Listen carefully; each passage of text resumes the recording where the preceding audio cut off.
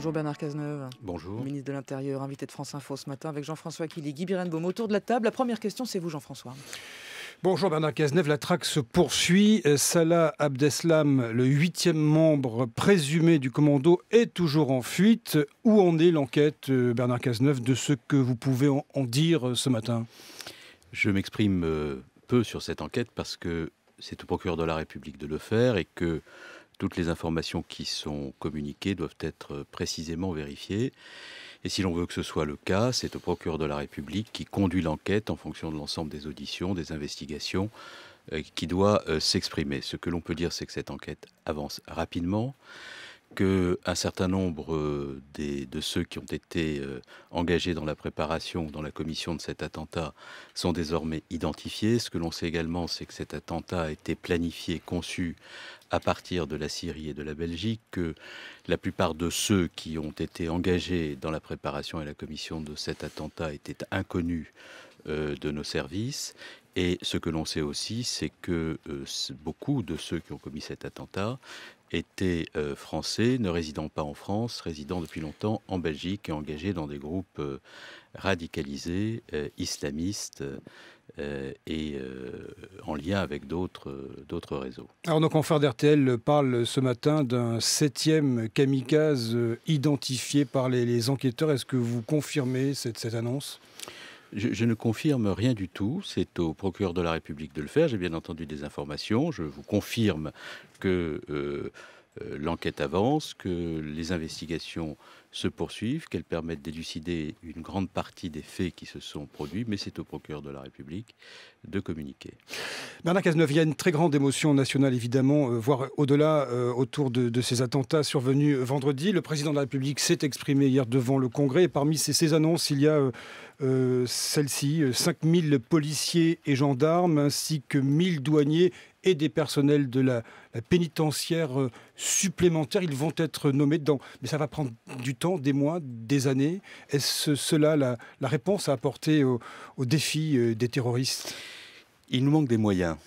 Et nous n'avons cessé de les rehausser depuis maintenant 3 ans. C'est 500 emplois qui ont été créés chaque année, 1500 emplois après le plan de lutte antiterroriste du mois de janvier.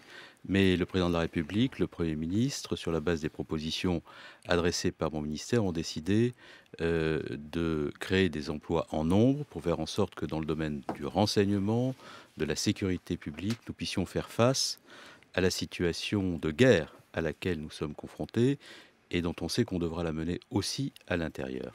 C'est la raison pour laquelle ces annonces de création de postes ont été faites hier. C'est la raison pour laquelle nous allons ouvrir très rapidement les recrutements dans les écoles. Et c'est la raison pour laquelle aussi nous allons procéder à une remise à niveau, je l'ai indiqué hier aux policiers de la BAC qui sont intervenus au Bataclan, une remise à niveau rapide de l'ensemble des matériels, boucliers, gilets lourds de protection. Vous voulez dire que les policiers armes, aujourd'hui ne sont etc. pas assez équipés face à la menace, c'est ça ? Les crédits qui permettaient l'équipement des policiers ont diminué de 17% dans une période 2006-2012. Donc moi je veux absolument remettre à niveau rapidement les équipements de la police et de la gendarmerie, investir également dans les équipements et les moyens numériques et informatiques pour faire en sorte que face à des acteurs terroristes qui dissimulent la commission de leurs actes en utilisant des moyens cryptés sur Internet ou dans l'espace numérique, nous soyons au meilleur niveau d'efficacité. Donc nous sommes dans une remise à niveau rapide, de manière à pouvoir être efficace dans la lutte contre le terrorisme, parce que les services de sécurité ont besoin de force dans le contexte. Vous pensez qu'on peut parler de failles ? C'est une question que ceux qui nous écoutent aujourd'hui se posent, de failles dans la surveillance. On sait qu'il y a les potentiels terroristes sont activement surveillés aujourd'hui, mais comment est-ce possible, comment est-ce imaginable ce qui s'est produit vendredi ? Tout le monde se pose la question, Bernard Cazeneuve. Mais nous avons cessé avec le président de la République et le Premier ministre de dire la vérité sur l'état de la menace terroriste. Et prenons les attentats de vendredi. Les attentats de vendredi ont été préparés, conçus en dehors des frontières nationales. Et ils ont mobilisé une équipe située, elle aussi, en dehors du territoire national, même si elle a pu bénéficier de complicité en France, qui était située en Belgique. Et la plupart de ceux qui, en Belgique, ont préparé et actionné cet attentat en liaison avec des acteurs syriens étaient inconnus de nos services. Donc j'appelle l'attention de chacun qui s'emploie parfois à faire des commentaires hasardeux ou à essayer de susciter des polémiques, de regarder les faits. Cet attentat a été préparé et organisé par des cellules qui sont en dehors du territoire national et mobilisant des individus qui n'étaient pas connus de nos services. Et même si certains d'entre eux l'étaient, parce qu'il y a eu des complicités françaises, ils l'étaient non pas en raison de leur implication dans des activités à caractère terroriste, mais en raison de la fréquentation de lieux de culte radicalisés.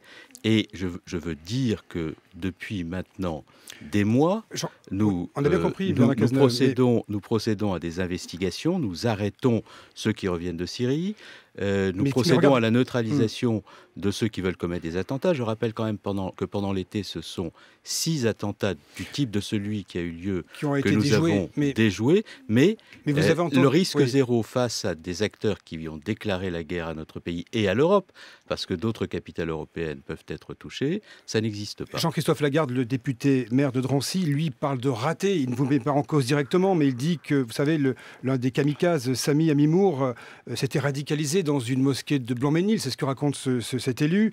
Et son père aurait tenté de le récupérer en Syrie. Ce que dit Jean-Christophe Lagarde, c'est que personne n'a aidé cette famille. Non, mais il faut que Jean-Christophe Lagarde dise des choses précises. Et il a évoqué ce sujet avec moi hier. Je lui ai apporté des précisions en lui disant qu'il fallait faire attention dans le contexte à ce que chacun disait. Pour ce qui concerne Amimour, de quoi s'agit-il ? Il s'agit d'un personnage qui veut partir au Yémen en 2012. Dès lors, il fait l'objet d'un contrôle judiciaire. Et il est donc suivi par la justice. Son dossier est judiciarisé. Et lorsqu'un dossier est judiciarisé, ce sont les acteurs judiciaires, non plus les services de renseignement, qui procèdent à leur suivi. Il s'en va. À ce moment-là, il y a un mandat d'arrêt international qui est émis par les services de la justice, ce qui est tout à fait normal, il n'y a pas là de faille. Et son retour, parce qu'il a sans doute utilisé des faux documentaires, il est sans doute rentré sur le territoire national avec une fausse identité.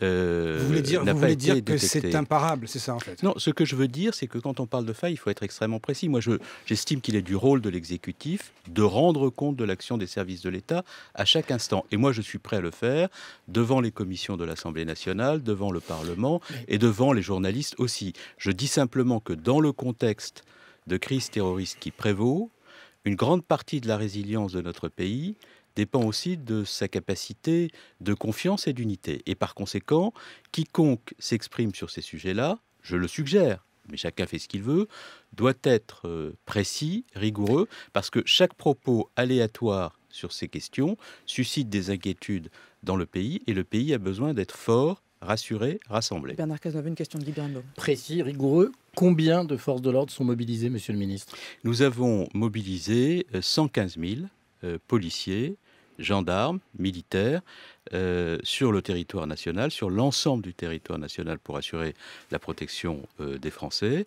Le ministre de la Défense, avec lequel je travaille de façon extrêmement étroite, a proposé une augmentation de la mobilisation des militaires sur le territoire national dans le cadre du contrat de sécurité que nous avons ensemble et que nous mobilisons ensemble, et j'en le remercie.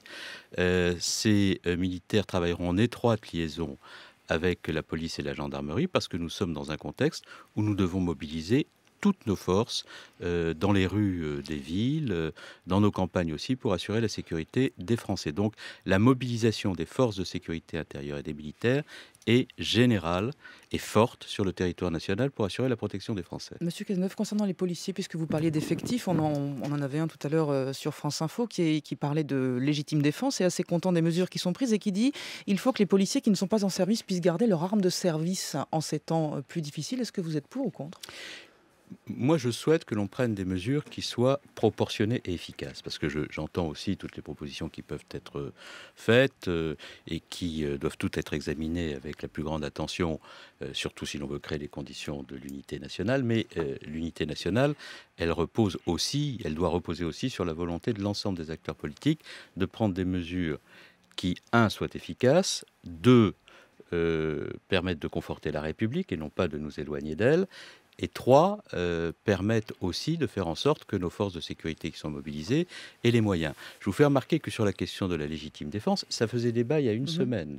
J'avais proposé qu'on avance rapidement au début de l'année 2016 dans un entretien à Libération et devant le congrès du syndicat Alliance. À ce moment-là, on considérait que c'était une proposition audacieuse que faisait le ministre de l'Intérieur. Je ne l'ai pas faite au hasard, je l'ai faite simplement parce que je regarde la réalité avec lucidité, je sais quel est le niveau de la menace.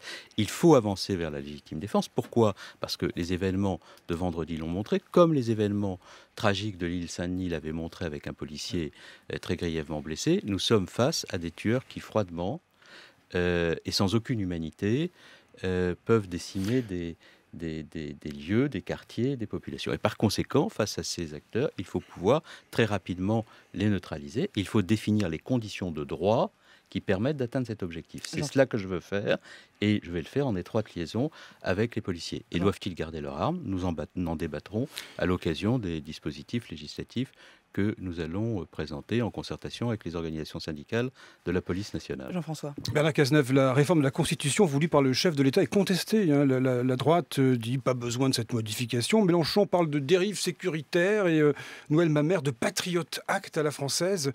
Pourquoi ce flottement ? La réforme est nécessaire ? Est-ce qu'on ne peut pas travailler avec les outils qui existaient déjà ? Vous voyez un flottement ?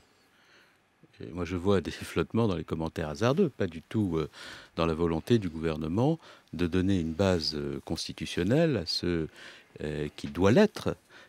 D'abord, cette proposition ne vient pas de nulle part. Édouard Balladur avait considéré, Édouard Balladur qui n'est pas un soutien de la majorité, en 2008, au moment de la commission qui avait été constituée en vue de la réforme de la Constitution, qu'il fallait modifier la Constitution au regard des nécessités de l'état d'urgence. Pourquoi avait-il fait cette proposition ? Pour des raisons juridiques très simples que j'exprime.